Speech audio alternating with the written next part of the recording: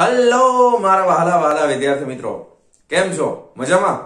મારું નામ છે ફાલ્ગુન અદ્રોજા, હું રાજકોટથી છું અને તમે જોઈ રહ્યા છો ફિઝિક્સ વિથ ફાલ્ગુન સર. અને વહાલા વિદ્યાર્થી મિત્રો, અત્યારે આપણે જોઈ રહ્યા છીએ ધોરણ 11 ફિઝિક્સ ચેપ્ટર નંબર 8 ગુરુત્વાકર્ષણનું સ્વાધ્યાય, કે જેમાં લાસ્ટ લેક્ચરની અંદર આપણે સ્વાધ્યાયના 8.13 નંબરના પ્રશ્ન સુધી કમ્પ્લીટ કરેલા છે અને આજે આપણે 8.14 નંબરના પ્રશ્નની સાથે શરૂ કરી રહ્યા છીએ. બરાબર, તો ચાલો ટેક્સ્ટ બુક ઓપન કરો. નિયમ તમે બધા જાણો છો એટલે હું પાછો રિપીટ કરવાનો નથી. બરાબર, 8.14 નંબરનો પ્રશ્ન શું કહે છે? શનિ પરના વર્ષનો સમયગાળો, એટલે કે શનિ ઉપર જ્યારે એક વર્ષ પૂરું થાય, પૃથ્વી પરના વર્ષના સમયગાળા કરતા 29.5 ગણો છે. વર્ષ એટલે કોને કહીએ છીએ આપણે? પૃથ્વી સૂર્યની ફરતે જે પ્રદક્ષિણા કરે છે એમાં એક ચક્કર પૂરું કરે, બરાબર છે, દીર્ઘવૃત્તીય કક્ષામાં અથવા લંબવૃત્તીય કક્ષામાં, તેને આપણે એક વર્ષ કહીએ છીએ. તો આપણું પૃથ્વી ઉપરનું જે એક વર્ષ છે એ જ્યારે શનિ ગ્રહ ઉપરનું એક વર્ષ છે એ 29.5 ગણું મોટું છે. એટલે આપણે એક વર્ષમાં 365 દિવસ હોય તો શનિ ગ્રહમાં વર્ષ કેટલા દિવસનું હોય? તો કે 365 ગુણ્યા 29.5 કરવાના, એટલા બધા દિવસોનું એક વર્ષ થાય. કયા ગ્રહ ઉપર? શનિ ગ્રહ ઉપર. જો પૃથ્વી સૂર્યથી 1.5 ગુણ્યા 10⁸ કિલોમીટર અંતરે હોય તો સૂર્યથી શનિ કેટલે દૂર હશે? બરાબર છે. તો પૃથ્વીના પરિભ્રમણની કક્ષાની જે ત્રિજ્યા આપણને આપેલી છે, તો સૂર્ય છે ઈ કેટલો દૂર હશે એવું આપણને પૂછ્યું છે. ખ્યાલ આવી ગયો આપણને? હવે આપણે અમુક ડેટા જે છે એ લખી નાખીએ, તો એના પછી આગળ વધીએ. સૌથી પહેલા આપણે પૃથ્વીનું આપણે જાણીએ છીએ એટલે પૃથ્વીનું લખી નાખીએ. તો પૃથ્વીના પરિભ્રમણનો આવર્તકાળ, okay, time period of earth, એને આપણે એક વર્ષ કહીએ છીએ. અત્યારે વર્ષમાં રાખીએ કારણ કે ઓલું 29.5 ગણું છે ને. તો શનિ ગ્રહના શનિનું છે ને રવિવારે, તો શનિ ના પરિભ્રમણનો આવર્તકાળ, ટાઈમ પીરિયડ ઓફ શનિ, ઓકે, ઇઝ ઇક્વલ ટુ કેટલા છે? તો કે 29.5 ગણો એટલે 29.5 ટાઈમ ઓફ અર્થ, ઓકે, આટલા વર્ષ થાય. હવે અહીંયા ગુણ્યા 1 કરી નાખો તો પણ ચાલશે. બરાબર, 29.5 ટાઈમ ઓફ અર્થ એટલે આ ડાયરેક્ટ 29.5 વર્ષ થઈ ગયું. ખ્યાલ આવી ગયો? પછી બીજું આપ્યું છે, જો પૃથ્વી સૂર્યથી આટલા કિલોમીટર અંતરે હોય તો લખી શકાય કે પૃથ્વીના પરિભ્રમણની ત્રિજ્યા, રેડિયસ ઓફ અર્થ, અહીંયા s લખું છું કારણ કે ખાલી આર્ય એટલે તમે વળી 6400 સમજી જશો, એ નથી. આ પરિભ્રમણ માટેનું છે, કક્ષાની ત્રિજ્યા છે. ઓકે, તો પૃથ્વી માટે કેટલું છે? તો કે એ છે 1.5 ગુણ્યા 10⁸ કિલોમીટર. રેડી? સૂર્યની ગોતવાની છે, એટલે સોરી શનિના પરિભ્રમણની ત્રિજ્યા RSS કહી દે આપણે. ઓકે, એ ક્વેશ્ચન માર્ક. હા, કેવી રીતે મળશે બોલો? સિમ્પલ, કેપ્લરના ત્રીજા નિયમ ઉપરથી. તો અહીંયા લખી શકાય કે કેપ્લરના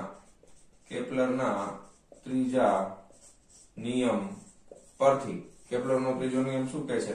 કે આવર્તકાળનો વર્ગ બરાબર 4π² ઓકે. હવે m ગમે તે હોય અત્યારે, અને અહીંયા આવશે r નો ઘન. તેથી તમે આવું લખી શકો t² ચલે છે r નો ઘન, કારણ કે આપણે આમાં રેશિયો લેશું તો છેદમાંથી અચળ છે તો ઉડી જવાનું છે. બરાબર, તેથી પૃથ્વી માટે શું લખી શકાય કે ટાઈમ ઓફ અર્થ નો સ્ક્વેર ચલે છે રેડિયસ ઓફ અર્થ નો ઘન. બરાબર, આને આપણે આપી દઈએ સમીકરણ નંબર 1. તથા બીજા માટે ટાઈમ ઓફ શનિ નો સ્ક્વેર ચલે છે રેડિયસ ઓફ શનિ એટલે RSS નો ઘન. સમીકરણ નંબર 2. સમીકરણ 1 અને 2 નો શું લેવાનું? ગુણોત્તર લેતા. બરાબર, આપણે RSS ગોતવાનું છે. રેડી? આવે 1 અને 2 નો ગુણોત્તર લેતા તો આપણે અહીંયા લખી શકીએ TE નો વર્ગ ના છેદમાં TS નો વર્ગ બરાબર RES નો ઘન ના છેદમાં RSS નો ઘન. રેડી. હવે આ બેને આપણે આરએસએસ જોઈએ છે ને, આરએસએસ નો ઘન, આરએસએસ ગોતવાનું છે. તો આરએસએસ ને કરતા બનાવો. તો આ ટીએસ ના છેદમાં ટીઈ ઊંધું આ સામે ક્રોસમાં આવી જશે અને ગુણાકારમાં આવશે આરઈએસ નો ઘન. બરાબર. ટીએસ ના છેદમાં ટીઈ, ટીએસ એટલે 29.5 એનો સ્ક્વેર થઈ જશે અને ગુણાકારમાં શું આવી જશે? ગુણાકારમાં આવશે આરઈએસ એનો ઘન. આ કિલોમીટરમાં છે તો જવાબ અત્યારે આપણને કિલોમીટરમાં મળશે. પછી આપણે એને મીટરમાં ફેરવી નાખશું. ઓકે, આનો ઘન. બરાબર. આ ઉપર નીચે વર્ષ છે એટલે એકમ તો ઉડી ગયો. વર્ષ છે એટલે ખ્યાલ આવ્યો તમને? એટલા માટે આપણે એને સેકન્ડમાં નથી ફેરવા. વળી ઘણા અક્ષર આપણે દર વખતે સેકન્ડમાં ફેરવી નાખીએ. આમાં જો એમાં સમજાવ સિમ્પલ. અહીંયા વર્ષમાંથી તમે ગુણ્યા દિવસ કરો, ગુણ્યા 24 કલાક કરો, ગુણ્યા મિનિટ કરો, ગુણ્યા સેકન્ડ કરો. હવે એના છેદમાં ઓલરેડી આ આવી ગયું અથવા આના છેદમાં આ આવી ગયું. તો ગુણાકારમાં જે સરખા આંકડાઓ છે એ તો ઉપર નીચેથી ઉડી જવાના છે. ખ્યાલ આવ્યો તમને? એકમ સમાન હોય એટલે તમારે એને વર્ષમાંથી સેકન્ડમાં ફેરવવાની જરૂર નથી. છતાંય તમે ભૂલથી ફેરવી નાખશો તો વાંધો નથી આવવાનો. ટાઈમ થોડોક વધારે બગડશે, બીજો કોઈ ફેર પડશે નહીં. બરાબર. હવે આપણે ગણતરી કરવાની શરૂ કરી દઈએ. 29.5 નો વર્ગ એટલે 29.5 ગુણ્યા 29.5 is equal to 30 ગુણ્યા 1.5 નો ઘન ગુણ્યા 1.5 ગુણ્યા 1.5 ગુણ્યા 1.5. બરાબર. એટલે એવા 2937. કેટલા એવા? 2937.093 into 10 to 8 2 16 8 તેરી 24. બરાબર. હવે અહીંયા 25 26 અને 27 તો 2.937 into 10 to 27. બરાબર. હજી આપણે ઘનમૂળ કાઢવાનું બાકી છે ભાઈ. બરાબર. તેથી તમે આરએસએસ કરો એટલે આનું શું કરવું પડે? ઘનમૂળ કાઢવું પડે. 2.937 into 10 to 27 ઘનમૂળ એટલે 1/3 ઘાત થઈ ગઈ. હવે 9 તેરી 27 એટલે અહીંયા ફિક્સ થઈ ગયું. 10 ની 9 ઘાત તો ફિક્સ થઈ ગયું. 9 તેરી 27 થાય એટલે ઘનમૂળ નીકળે ને. 27 ભાગ્યા 3 કરો એટલે 10 ની 9 ઘાત ફિક્સ. 9 તેરી 27. હવે ઘનમૂળ કાઢવાનો નિયમ યાદ કરો. નિયમ છે મેં તમને ઓલરેડી આગળ એક દાખલામાં કરેલો છે. 2 4 8 2. બરાબર છે. વર્ગમૂળમાં પેલા 2.937 સાદા કેલ્ક્યુલેટરમાં લખી નાખો. 2.937 તમે લોકબુક વાપરી શકો, સાદા કેલ્ક્યુલેટર થી ફટાફટ થશે. પેલા 2.937 લખાઈ ગયું. રેડી. હાલો પેલા પછી વર્ગમૂળની નિશાની બે વાર દબાવો. 1 2 પછી ગુણ્યા દબાવવાનો. પછી કેટલી વાર દબાવવાની? વર્ગમૂળની પાછી 1 2 3 4. વળી પાછી શું દબાવવાની? ગુણ્યા. બરાબર. વળી પાછી 8 વાર દબાવવાની. 1 2 3 4 5 6 7 8. વળી પાછું ગુણ્યા. વળી પાછી 2 વાર. 1 2 પછી ઇક્વલ ટુ એટલે પૂરું 1.43 આવે છે. કેટલો આવે છે? 1.43. બરાબર છે. 1.43 into 10 to 9. હવે આ એકમ આપણે કયો રાખ્યો છે? r નો. જો એકમ કિલોમીટરમાં છે તો એને મીટરમાં ફેરવવો પડશે ને. તો 1.73 ગુણ્યા 1 કિલોમીટર બરાબર 1000 એટલે આમાં 3 મીંડા ઉમેરી દેવાના. 10 11 અને 12 તો 10 ની 12 ઘાત મીટર. તો આ આવી ગઈ શનિની કક્ષીય ત્રિજ્યા. બરાબર. 1.43 ગુણ્યા 10 ની 12 ઘાત મીટર. તો ફટાફટ વિડિયો પોઝ કરી અને છાપી નાખો. ચાલો જવા દઉં છું. ચાલો વિદ્યાર્થી મિત્રો, નેક્સ્ટ છે સ્વાધ્યાયનો 8.15 નંબરનો પ્રશ્ન. એક પદાર્થનું પૃથ્વીની સપાટી પર વજન 63 ન્યૂટન છે. પૃથ્વીની ત્રિજ્યા કરતા અડધી ઊંચાઈએ તે પદાર્થ પરનું પૃથ્વીનું ગુરુત્વ બળ એટલે કે એ જગ્યા ઉપર એનું વજન જ પૂછ્યું છે આપણને કેટલું હશે. પૃથ્વીની સપાટી ઉપર વજન 63 ન્યૂટન આપણને આપ્યું છે. બરાબર. હવે પૃથ્વીની સપાટી ઉપર આપ્યું છે ને એટલે આપણે ફોર્સ લખી નાખીએ અથવા વજન લખી નાખીએ ઓન ધ ગ્રાઉન્ડ લેવલ. બરાબર છે. વજન ઓન ધ અર્થ એટલે WE. E એટલે અર્થ. પૃથ્વીની સપાટી ઉપર વજન કેટલું છે? W બરાબર 63 ન્યૂટન છે. આ હવે આપણને પૂછ્યું છે કે ઊંચાઈ ઉપર જવાનું છે.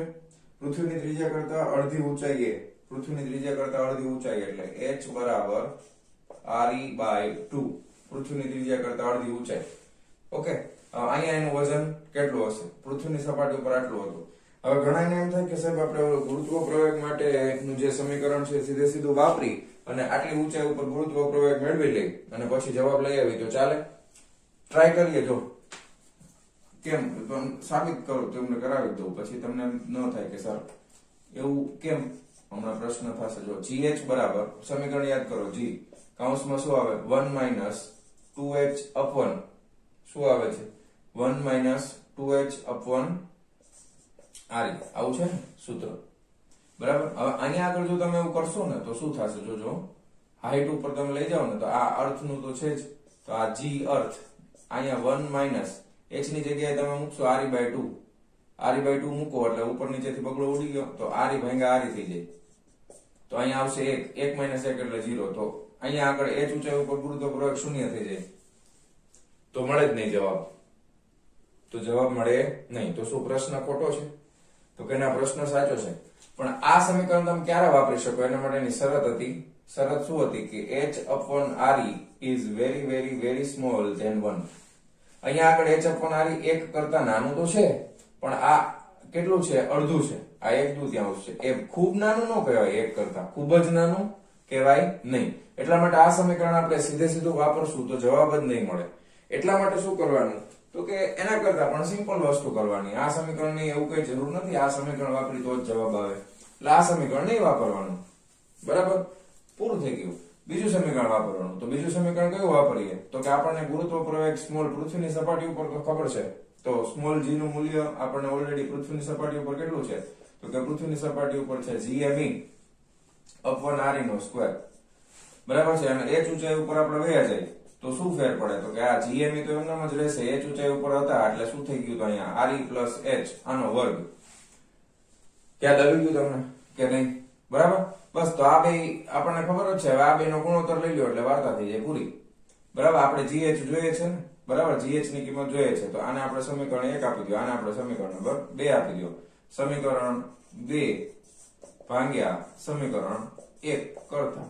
બરાબર આનો ભાગાકાર કરી નાખો એટલે gh ના છેદમાં ge is equal to gh એટલે શું થઈ જશે gme ના છેદમાં re plus h નો સ્ક્વેર અને ગુણાકારમાં લખી નાખું છેદનો છેદ અંશમાં વયો જાય એટલે re નો સ્ક્વેર ના છેદમાં gme બરાબર હવે આ ઓલરેડી આપણે થિયરમ સાબિત કરેલું છે તમને સીધે સીધું સૂત્ર યાદ હોય તો પણ કરો કાઈ વાંધો નથી તેથી gh બરાબર શું થઈ જશે ge ગુણાકારમાં re નો સ્ક્વેર ના છેદમાં re plus h નો સ્ક્વેર ઓકે હવે આને આપણે અંદર ગુણાકારમાં લઈ લઈએ એટલે તમને હવે સૂત્ર યાદ આવી ગયું હશે કદાચ r નો સ્ક્વેર છે ને એટલે અહીંયા અંદર લઈ જાવ એટલે વર્ગમૂળ કરીને લેવું પડે એટલે શું થઈ જશે 1 plus h upon re નો સ્ક્વેર થઈ ગયું ફાઇનલી આ સમીકરણ તમારી કા પછી આ સમીકરણ સીધું યાદ રાખો કોઈ વાંધો નથી ઓકે તેથી gh is equal to હવે તમારી પાસે કિંમત છે પૃથ્વીની સપાટી ઉપર ગુરુત્વ પ્રવેગ આપણે જાણીએ છીએ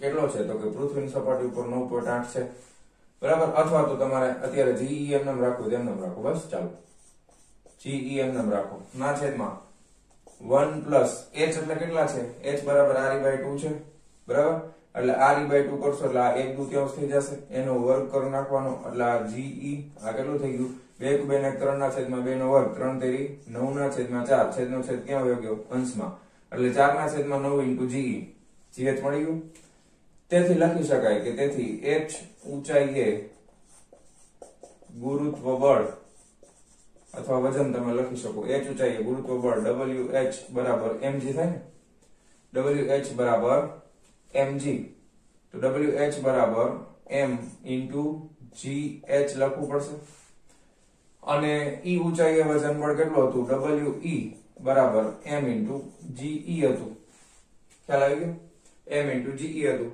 હવે આ બેનો ગુણોત્તર લઈ લો એટલે વાર્તા પૂરી થઈ જાય wh આપણને મળી જશે આને આપણે સમીકરણ નંબર 3 આપી દઈએ આને આપણે સમીકરણ નંબર 4 આપી દઈએ 3 અને 4 નો ગુણોત્તર લેતા સમીકરણ 3 અને 4 નો ગુણોત્તર લેતા બરાબર wh ના છેદમાં we is equal to gh ના છેદમાં ge બરાબર તો wh બરાબર સોરી wh બરાબર we into કેટલા થઈ જશે gh upon ge we કેટલા છે we આપણને કિંમત ખબર છે 63 ન્યૂટન છે ગુણ્યા gh ના છેદમાં ge તો gh ના છેદમાં ge તો 4 ના છેદમાં 9 છે બરાબર છે 9 સતા 63 7 ચોક 28 ન્યૂટન તો h ઊંચાઈએ વજન કેટલું મળશે 28 ન્યૂટન મળે. કેટલું મળશે 28 ન્યૂટન. તો આ દાખલો આ રીતે કરવાનો છે. ઓલું સમીકરણ વાપરશો તો જવાબ મળશે નહીં. સીધે સીધું યુઝ કરવાનો નથી. શું કામ નથી કરવાનું ખબર પડી ગઈ ને? h ના છેદમાં re is not less than 1 નથી, એટલા માટે આપણે આ સમીકરણ વાપરીને દાખલો કરવાનો છે. તો ફટાફટ વિડિયો પોઝ કરી અને લખી નાખો. ચાલો જવા દઉં છું. ચાલો વિદ્યાર્થી મિત્રો, હવે આપણે જોવાના છે સ્વાધ્યાયનો 8.16 નંબરનો પ્રશ્ન. શું કહે છે? પૃથ્વીને નિયમિત દળ ઘનતા ધરાવતો ગોળો ધારીને જે પદાર્થનું સપાટી પર વજન 250 ન્યૂટન હોય તો તેનું પૃથ્વીના કેન્દ્ર તરફ અડધા અંતરે વજન કેટલું હશે? આ આગળના જેવો છે, ઓલો ઊંચાઈ ઉપર હતો, આ નીચેની તરફ છે, પૃથ્વીની અંદર તરફ છે. તો પૃથ્વીની અંદર જે પદાર્થનું સપાટી પર વજન, તો કે weight on the earth surface, તો સપાટી પર વજન છે એટલે WE આપણે લખી નાખી. કેટલું છે? તો કે 250 ન્યૂટન. હવે ઊંડાઈ ઉપર વજન જોઈએ છે, બરાબર? પૃથ્વીનો, ધારો કે આ પૃથ્વીનો ગોળો છે. હવે પૃથ્વીના ગોળાની ત્રિજ્યા કેટલી છે? તો કે આ આરી છે, પણ અડધી ઊંડાઈ ઉપર વયા જાય છે. એટલે અહીંયાથી તમે નીચે ગયા, અહીંયા સુધી આવી ગયા, અહીંયા આગળ કોઈ પદાર્થ છે તો આ અંતર અડધી ઊંડાઈ એટલે કેટલું થઈ જશે? આ આરી ભાગ્યા 2 થઈ જશે. ઓકે, અડધી ઊંડાઈ વજન કેટલું હશે? ડેપ્થ માં જાઓ છો d. હવે અહીંયા આગળ તમે લખી શકો d બરાબર, d તમારું કેટલું છે? અડધી ઊંડાઈ re/2 જેટલું છે. આ તમને આપેલું છે.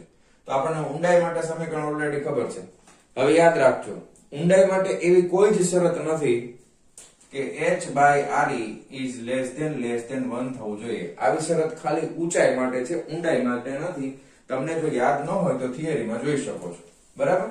તો ઊંડાઈ માટે સીધે સીધું સમીકરણ આપણે વાપરી શકાય. સમીકરણ શું છે કે d ઊંડાઈ ઉપર ગુરુત્વ પ્રવાહ કેટલો થશે? તો કે gd is equal to g on the earth surface કૌંસમાં 1 - d/re. બરાબર છે? આ સમીકરણ આપણને યાદ હોવું જોઈએ. રેડી? તો અહીંયા આગળ તમે g on earth surface into 1 - d એટલે કેટલા છે? તો કે re/2, અડધી ઊંડાઈ હવે ગયા re/2 કરશો એટલે અહીંયા વધશે 1/2. અડધા એકમાંથી અડધો જાય તો અડધો વધે, તો આ થઈ ગયું ge/2. આ છે gd. બરાબર? હવે તમને ખબર જ છે આના બરાબર આપણે શું લખી શકીએ? તો કે આ m * ge લખી શકાય. બરાબર? આને આપણે આપી દઈએ સમીકરણ નંબર 1. અને ઊંડાઈ ઉપર જઈએ તો wd બરાબર m * gd લખી દઈએ. આને આપણે આપી દઈએ સમીકરણ નંબર 2. તો સમીકરણ 2 ભાગ્યા સમીકરણ 1 કરતા, બરાબર ને? આને આપણે wd જોઈએ છે ને. તો સમીકરણ 2 ભાગ્યા સમીકરણ 1 કરતા તો આપણને મળી જશે wd ના છેદમાં we is equal to mge ના છેદમાં mgd. બરાબર? mm કેન્સલ થઈ ગયા. તો wd બરાબર we into ge ના છેદમાં gd. બરાબર છે? ge ના છેદમાં gd. જો અહીંયાથી લઈ લો, ge ના છેદમાં gd બગડો સામે જવા દો તો કેટલા વધશે? 2 વધશે. બરાબર? ge ના છેદમાં gd, અરે સોરી, અહીંયા d હતું ને, અહીંયા e હતું. gd ના છેદમાં ge આમ હતું. રેડી? gd ના છેદમાં gd ના છેદમાં ge એટલે 1/2 આવશે. રેડી? અડધું થાય. તો આ કેટલું આવશે? તો કે 250 ગુણ્યા 1/2 બરાબર કેટલા થઈ જશે? 125 ન્યૂટન. રેડી? 250 ના અડધા 125. ઓકે, તો ઊંડાઈ ઉપર જશે તો પણ વજન શું થાય છે? ઘટે છે. ઊંચાઈ ઉપર જાય તો પણ શું થાય? તો કે વજન ઘટે છે, કારણ કે ગુરુત્વ પ્રવેગ બંને કેસની અંદર ઘટી જશે. રેડી? ચાલો તો લખી નાખો ફટાફટ. ઓકે, વિડિયો પોઝ કરીને લખી નાખો. ચાલો જવા દઉં છું. ચાલો વિદ્યાર્થી મિત્રો, સ્વાધ્યાય 8.17 શું કહે છે? પૃથ્વીની સપાટી પરથી 5 કિલોમીટર પ્રતિ સેકન્ડની ઝડપે ઉર્ધ્વ દિશામાં એક રોકેટ છોડવામાં આવે છે. તો પ્રારંભિક વેગ આપણને આપી દીધો છે, તો આપણે લખી નાખીએ. લખતા જઈએ. રોકેટનો પ્રારંભિક વેગ, એને આપણે v ઇનિશિયલ કહી દઈએ, ઇઝ ઇક્વલ ટુ પ્રારંભિક વેગ છે 5 કિલોમીટર પ્રતિ સેકન્ડ. આ કિલોમીટર પ્રતિ સેકન્ડમાં છે, યાદ રાખશું આપણે. બરાબર? મીટર પ્રતિ સેકન્ડમાં નથી, યાદ રાખજો. ઓકે, હવે બાકીનો ડેટા જો એમાં કેપિટલ G છે ને ન્યૂટન મીટર સ્ક્વેરમાં આપ્યો છે, એટલે આને શાંતિથી આપણે છે ને મીટરમાં ફેરવી દઈએ 1 કિલોમીટર બરાબર 1000 મીટર થાય તો 5000 મીટર પ્રતિ સેકન્ડ બરાબર કોઈ એક જોઈ લેવાનું તો કોઈ મીટરમાં હોય તો ફેરવી જ નાખવાનું આપણને આ દેખાય છે કે કેપિટલ G ની કિંમત છે એ ન્યૂટનમાં છે અને મીટરમાં છે એટલે મીટરમાં ફેરવી નાખવાનું બરાબર પૃથ્વી પર પાછા આવતા અગાઉ રોકેટ કેટલે દૂર સુધી જશે બરાબર તો હવે ધારો કે આપણે એવું માની લઈએ કે રોકેટ પૃથ્વીના કેન્દ્રથી ધ્યાન આપજો હું પૃથ્વીની સપાટીથી નથી કહેતો રોકેટ પૃથ્વીના કેન્દ્રથી r ઊંચાઈ સુધી જાય છે એવું આપણે ધારી લઈએ ક્યાં સુધી જાય છે પૃથ્વીના કેન્દ્રથી r ઊંચાઈ સુધી જાય છે ત્યાંથી પછી પાછું આવશે બાકી બધી વસ્તુ તમને આપેલી છે બધી લખતા જઈએ પૃથ્વીનું દળ તો આપણે લખી નાખીએ માસ ઓફ અર્થ બરાબર 6 × 10⁻24 કિલોગ્રામ ઓકે પછી પૃથ્વીની સરેરાશ ત્રિજ્યા એટલે રેડિયસ ઓફ અર્થ બરાબર 6.4 × 10⁶ મીટર ઓકે ગુરુત્વ પ્રવેગ g બરાબર 6.67 × 10⁻11 ન્યૂટન મીટર સ્ક્વેર પર કેજી સ્ક્વેર હું તમને પરિસ્થિતિ સમજાવું છું આકૃતિ દોરીને અને પછી તમે આપણે આગળ વધશું ચાલો હવે ડ્રોઈંગ કરીએ અને સમજાવું તો જાઓ ચાલો ધારો કે અહીંયા જગ્યા છે આપણે અહીંયા નામ રાખશું ડ્રોઈંગ ને ધારો કે આ પૃથ્વી છે બરાબર આ છે આપણી પૃથ્વી આ બરાબર ચાલો હવે આ પૃથ્વીની ત્રિજ્યા એટલે તમે અહીંયાથી આ અંતર લઈ લેશો એટલે આ રેડિયસ ઓફ અર્થ થઈ ગયું આ પૃથ્વીનું દળ આપણને આપેલું છે એટલે માસ ઓફ અર્થ તમને આપેલું છે હવે કોઈ એક રોકેટ પૃથ્વીની સપાટી ઉપરથી છોડવામાં આવે છે ધારો કે અહીંયાથી રોકેટ છે એને છોડવામાં આવે છે ઉપર તરફ ઓકે અને રોકેટ છે એ અહીંયા સુધી જાય છે અને અહીંયાથી પાછું આવે છે ખ્યાલ આવી ગયો કારણ કે જો આ 11.11 કિલોમીટર પ્રતિ સેકન્ડ કરતા ઓછું છે એટલે કે નિષ્ક્રમણ ઝડપ કરતા ઓછી ઝડપ છે એટલે પૃથ્વીના ગુરુત્વાકર્ષણની બહાર તો જઈ જ ન શકે કારણ કે એના જવા માટે કેટલી જોઈએ યાદ કરો થિયરી 11.11 કિલોમીટર પ્રતિ સેકન્ડ જોઈએ એટલી નથી એના કરતા ઓછી છે એટલે રોકેટ ગુરુત્વાકર્ષણમાંથી છટકી શકશે નહીં એટલે ક્યાંક જઈને પછી ઊભું રહે હવે અહીંયા જ્યારે ઊભું રહેશે હવે અહીંયાથી જ્યારે નીકળે છે ત્યારે એનો પ્રારંભિક વેગ vi હતો હવે અહીંયા ઊભું રહી જશે ને સ્થિર થઈ જશે ને એટલે અહીંયા આગળ તમે લખી શકો અંતિમ વેગ vf બરાબર 0 થાય બરાબર અને આપણે શું ધાર્યું છે આપણે એક વસ્તુ ધારી છે કે અહીંયાથી આ અંતર જે છે આ અંતર એ આપણે સ્મોલ r લઈ લીધું છે કેટલું લઈ લીધું છે સ્મોલ r એટલે સીધે સીધું આપણે પૃથ્વીના કેન્દ્રથી રોકેટ કેટલું દૂર ગયું એ ગોતી શકાય બરાબર હવે જો અહીંયાથી જ્યારે ગતિની શરૂઆત કરે છે ત્યારે પ્રારંભમાં એની પાસે કઈ કઈ ઉર્જા હતી તો કે પ્રારંભમાં એની પાસે ગતિ ઉર્જા હતી એટલે k1 પ્લસ સ્થિતિ ઉર્જા હતી એટલે કે v1 બરાબર અને અંતિમમાં એની પાસે ગતિ ઉર્જા તો શૂન્ય થઈ જશે એટલે આની પાસે અંતિમમાં એની પાસે ખાલી સ્થિતિ ઉર્જા હશે v2 બરાબર અને એના ઉપરથી આપણે r ગોતી લેશું પછી તમારે પૃથ્વીની સપાટીથી કેટલું દૂર છે એ પણ તમે ગોતી શકો પૃથ્વીની ત્રિજ્યા તમને આપેલી છે જે જવાબ આવે એમાંથી બાદ કરી નાખવાનો બરાબર એટલે સરવાળો બાદબાકી ન કરવા પડે એટલે સીધું આપણે સેન્ટરથી માપીએ છીએ તો કોઈ જાતની માથાકૂટ થાય નહીં રેડી સીધે સીધો જવાબ મળે ઓકે રેફરન્સ બુકમાં તમે જોશો તો અહીંયાથી h અંતર ધારી લીધું છે એટલે r + h એ પણ સાચું છે પણ એમાં તમે ગણતરીમાં થોડાક લોચા મારી દો એવી શક્યતા છે એટલે આપણે સિમ્પલ r ધારીને કરશું એટલે ફટાક દઈને જવાબ આવશે જો તો લખી શકાય કે ભાઈ ઊર્જા સંરક્ષણના નિયમ પરથી શું ખબર પડે કે પ્રારંભમાં જેટલી ઊર્જા હોય એટલી જ અંતમાં હોય નિયમ પરથી પ્રારંભિક ઊર્જા એટલે કેટલી થશે પ્રારંભમાં ગતિ ઊર્જા પ્લસ સ્થિતિ ઊર્જા બરાબર અંતિમમાં ગતિ ઊર્જા પ્લસ સ્થિતિ ઊર્જા પ્રારંભમાં ગતિ ઊર્જા 1/2 mvi નો સ્ક્વેર પ્લસ સ્થિતિ ઊર્જા એટલે કેટલી થાય -gm_me અપોન યાદ કરો સ્થિતિ ઊર્જામાં અહીંયા શું આવશે re આવશે ને કારણ કે આ પ્રારંભમાં એટલે અહીંયા હતો ને પ્રારંભમાં અહીંયા એટલે પૃથ્વીની ત્રિજ્યા re છે ઇઝ ઇક્વલ ટુ આ ગતિ ઊર્જા તો શૂન્ય છે કારણ કે અંતિમ વેગ 0 છે એટલે આપણે લખતા નથી આ થઈ જશે -gm_me અપોન પૃથ્વીના કેન્દ્રથી અંતર કેટલું છે હવે r નથી પણ કેટલું છે સ્મોલ r છે રેડી ઓકે હવે આપણે સ્મોલ r ની કિંમત ગોતવાની છે બાકી બધું આપણને ખબર છે ક્લિયર હવે આને આપણે સામે જવા દઈશું તો 1/2 m vi નો સ્ક્વેર ઇઝ ઇક્વલ ટુ આને સામે જવા દઈએ તો આ પ્લસ થઈ જશે શું કોમન નીકળી જશે તો કે gm_me આટલું કોમન નીકળી ગયું અંદર શું વધે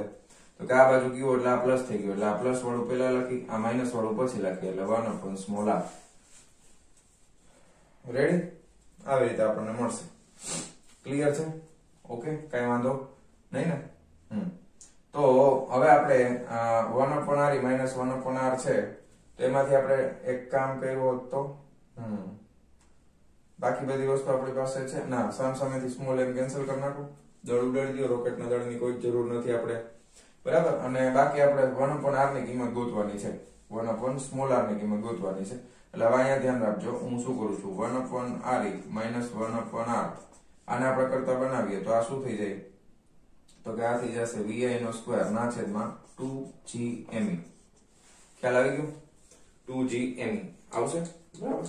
ઓકે, હવે તમારે હજી એક સ્ટેપ કરવું હોય તો કરી જ નાખીએ પહેલેથી, એટલે કોઈ માથાકૂટ નહીં. આ માઇનસ વાળું છે ને 1/r એને સામે જવા દઈએ, આને અંદર લઈ લઈએ એટલે 1/r પ્લસ થઈ જશે ઇઝ ઇક્વલ ટુ, ધ્યાન આપજો આ બાજુ ગયું છે, આ બાજુ ગયું છે, એટલે આ 1/r આ માઇનસ આ થઈ જશે vi નો સ્ક્વેર ના છેદમાં 2gme. બરાબર, સમજાણું? આને આ સાઈડ લઈ ગયો, આને આ સાઈડ લઈ ગયો, બરાબર. હાલો, તેથી આ 1/r બરાબર 1/r આરી કેટલા આપ્યા છે 6.4 ગુણ્યા 10⁶ માઇનસ vi નો સ્ક્વેર એટલે 55 25 ગુણ્યા 10 ની 3 ને 3 6 થઈ ગઈ મીટરમાં, બરાબર. વર્ગ કરી નાખો છે સીધો 5000 નો વર્ગ, અને અહીંયા છેદમાં 2g એટલે 6.67 ગુણ્યા 10⁻11 ઇન્ટુ માસ ઓફ અર્થ કેટલું આપ્યું છે 6 ગુણ્યા 10⁻24 6 ગુણ્યા 10⁻24. હવે આ કેલ્ક્યુલેશન કરવાનું છે આપણે, રેડી? ઓકે, કઈ વાંધો નહીં, કરી નાખીએ. એક ભાગ્યા, પેલા એક કામ કરો, 1 ભાગ્યા 6.4 કરો, 6.4 એટલે કેટલા એવા 0.15625, તો અહીંયા લખો 0.15625 ગુણ્યા 10⁻6, આ માઇનસ એમ નામ જવા દો. હવે પેલા ભાગાકાર કરી નાખો બધો, બરાબર. એટલે પેલા 25 ભાગ્યા 2 બરાબર જે આવ્યા એને ભાગ્યા 6.67 બરાબર, એને ભાગ્યા જે આવ્યા એને ભાગ્યા પાછા 6 કરી નાખો ઇઝ ઇક્વલ ટુ 0.3123. અહીંયા 4 આંકડા સુધી લખો, 0.3123 પછી ચોગડો, બરાબર. ગુણ્યા ઘાતમાં ખાસ ધ્યાન રાખજો, 24 માંથી 10 જાય તો 14, 14 માંથી 1 જાય તો 13, પ્લસ 13 ઉપર જાય તો -13, -13 અને +6 તો -7 વધે, બરાબર ને? -7 વધે ને. ફરીથી જો 24 માંથી 10 જાય તો 14, 14 માંથી 1 જાય તો 13, ઈ +13 છે ઉપર જાય તો -13, બરાબર છે. તો ઉપર આવશે -7.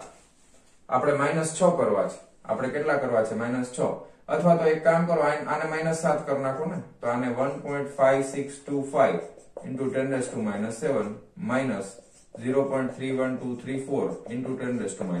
ખબર પડી ગઈ? ઘાત સરખાવવાની છે, -7 કરો એટલે વધારે મજા આવશે. જો પછી આવશે 1.5625 minus 0.31234 એટલે 1.25 આવે છે. કેટલું આવે છે? 1.25 ગુણ્યા 10⁻⁷. રેડી? 1.25 આ કેવું છે 1/r, therefore r is equal to શું આવી જશે 1 ના છેદમાં વ્યસ્ત કરી દેવાનું, 1 ના છેદમાં 1.25 ગુણ્યા 10⁻⁷. એટલે આ આવશે 1, આપણે 10 લઈ લઈ, 10⁻⁷ ઉપર જાય એટલે +7 થાય, તો આપણે 10 લખી નાખીએ અને 10�6 એટલે 10⁷ થઈ ગઈ, ભાગ્યા 1.25 કરી નાખી, આ વધારે મજા આવે, બરાબર. 10 ભાગ્યા 1.25, 10 ભાગ્યા 1.25 બરાબર 8 આવ્યા, બરાબર. 8 ગુણ્યા 10�6 આવ્યો, રેડી? આ કેમાં આવશે? મીટરમાં આવશે. તો આ આપણને પૃથ્વીના કેન્દ્રથી અંતર મળી ગયું. પૃથ્વીના કેન્દ્રથી રોકેટ કેટલું દૂર હશે આ એનું અંતર મેળવ્યું. હવે આને તમારે કિલોમીટરમાં ફેરવવો હોય તો ફેરવી શકો છો. 1 કિલોમીટર બરાબર 1000 મીટર થાય એટલે 3 મીંડા કાઢી નાખો એટલે આ 8000 કિલોમીટર થશે, બરાબર છે. હવે તમને એમ કે ભાઈ પૃથ્વીની સપાટીથી કેટલું દૂર હશે, તો તમે લખી શકો સ્મોલ r બરાબર, ધારો કે પૃથ્વીની સપાટીથી અહીંયાથી આ અંતર h છે એવું ધારી લઈએ, બરાબર. તો તમે શું લખી શકો કે r બરાબર h પ્લસ r લખાય અને એના બરાબર 8000 કિલોમીટર લખાય. તો તમે લખી શકો કે h બરાબર 8000 માઇનસ r એટલે 6400 કિલોમીટર છે. તો 6400 એટલે કેટલા થયા 7000 ને 8000 એટલે 1600 કિલોમીટર થાય, 1600 કિલોમીટર. તો પૃથ્વીની સપાટીથી આટલું દૂર હોય, પણ તમને આ પૂછ્યું છે એટલે તમારે વધારાની આટલી માથાકૂટ કરવાની કોઈ જરૂર પડે નહીં. જો તમે RE પ્લસ H કર્યું તો આ કેલ્ક્યુલેશન હજી વધારે અઘરું પડે, બરાબર. એટલા માટે આપણે સિમ્પ્લિફાઈડ કરી અને ખાલી સ્મોલ r ધારીને કર્યું છે. જવાબમાં આ જ છે. ટેક્સ્ટબુકમાં તમે જોશો ને, પૃથ્વીના કેન્દ્રથી તમારે ખાસ લખવાનું કે અહીંયા આપણે લખ્યું છે કે રોકેટ પૃથ્વીના કેન્દ્રથી આ ઊંચાઈ સુધી જાય છે, ઉદાહરણ લીધું છે. તો આટલી ઊંચાઈ ઉપર રોકેટ જશે પૃથ્વીના કેન્દ્રથી, બરાબર. તો ફટાફટ છાપી નાખો વિડીયો પોઝ કરીને. ચાલો જવા દઉં છું. ચાલો વિદ્યાર્થી મિત્રો, સ્વાધ્યાયનો 8.18 નંબરનો પ્રશ્ન શું કહે છે? રકમ પૃથ્વીની સપાટી પરથી પ્રક્ષિપ્ત પદાર્થની નિષ્ક્રમણ ઝડપ 11.2 કિલોમીટર પ્રતિ સેકન્ડ છે. મેં કીધું ને આગળના દાખલામાં એ રીતે એક પદાર્થને આના કરતા 3 ગણી ઝડપે બહાર ફેંકવામાં આવે છે. એટલે ગુરુત્વાકર્ષણ ક્ષેત્રમાંથી બહાર તો જશે જ 100%, કારણ કે 3 ગણી ઝડપથી ફેંક્યો છે. પૃથ્વીથી અત્યંત દૂરના અંતરે જતા એ પદાર્થની ઝડપ કેટલી હશે? સૂર્ય અને બીજા ગ્રહોના અસ્તિત્વને અવગણવાના છે. ઓકે, હવે હું તમને આકૃતિ દ્વારા થોડું સમજાવી દઉં, બાકી જરૂર નથી પણ છતાંય સમજી લો.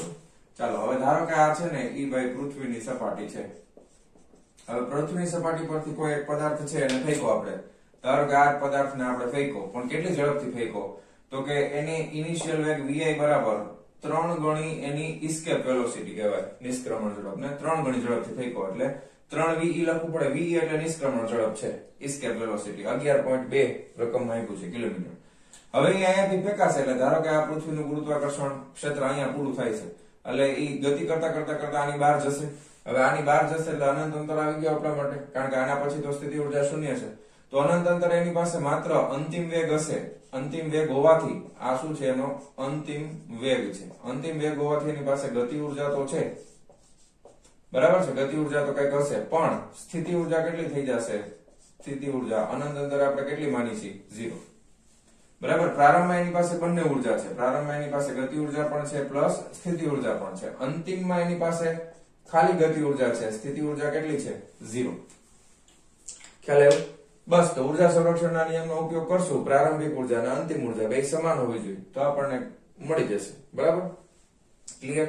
ચાલો, તો હવે આપણને જે આપ્યું છે પેલા લખી નાખીએ કે શું આપ્યું છે પેલા રકમમાં 8.18. હા, નિષ્ક્રમણ ઝડપ આપી દીધી છે. તો અહીં પ્રક્ષિપ્ત પદાર્થની નિષ્ક્રમણ ઝડપ તો લખી નાખો કે ભાઈ અહીં પ્રક્ષિપ્ત પદાર્થની નિષ્ક્રમણ ઝડપ ve બરાબર 11.2 કિલોમીટર પ્રતિ સેકન્ડ. સેકન્ડમાં છે, હો ધ્યાન આપજો, કિલોમીટર પ્રતિ સેકન્ડ છે. પછી બીજું લખો પ્રારંભિક ઝડપ. પ્રારંભિક ઝડપ vi is equal to 3ve, બરાબર. અને અંતિમ ઝડપ તો અંતિમ ઝડપ vf is equal to question mark. આ ગોતવાનું છે, બરાબર. અંતિમ ઝડપ આપણે ગોતવાની છે. તો હવે આપણે અહીંયા લખી નાખીએ સિમ્પલ. ઉર્જા સંરક્ષણના નિયમ પરથી પ્રારંભિક ઉર્જા બરાબર અંતિમ ઉર્જા એટલે E initial is equal to E final. પ્રારંભિક ઉર્જા એટલે પ્રારંભિક ગતિ ઉર્જા પ્લસ સ્થિતિ ઉર્જા બરાબર અંતિમ ગતિ ઉર્જા પ્લસ અંતિમ સ્થિતિ ઉર્જા. પરંતુ અહીં અંતિમ ગતિ ઉર્જા તો શૂન્ય છે, કારણ કે અનંત અંતર જતું રહે છે. તેથી પ્રારંભિક ગતિ ઉર્જા એટલે 1/2 mvi નો સ્ક્વેર પ્લસ, હવે અહીંયા આગળ ઓલરેડી આ માઈનસ છે એટલે માઈનસ જ રાખીએ, minus g mem upon re is equal to 1/2 mv final નો સ્ક્વેર. રેડી? ઓકે, બહુ સરસ. હવે ધ્યાન આપો, અહીંયા આગળ પ્રક્ષિપ્ત ઝડપ માટે સોરી નિષ્ક્રમણ ઝડપ માટે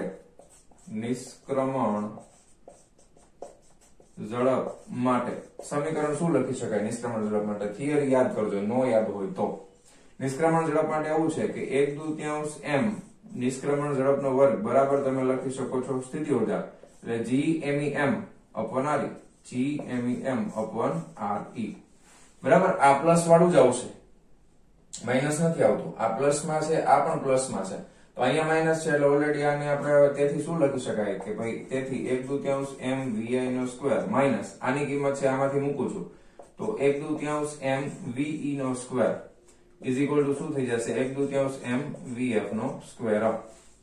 ઓકે, આ નિષ્ક્રમણ ઝડપ માટે થિયરીમાં સમીકરણ છે ઓલરેડી, તમને યાદ ન હોય તો પાછું એકવાર જોઈ લેજો. રેડી? હવે આખા સમીકરણમાંથી સામસામેથી 1/2 એમ તો કેન્સલ થઈ જશે. હવે vi બરાબર તો 3ve છે, એનો વર્ગ કરી નાખો એટલે 3 તેરી 9ve² થઈ જશે અહીંયા. તેથી 9ve² minus ve² is equal to vf નો સ્ક્વેર.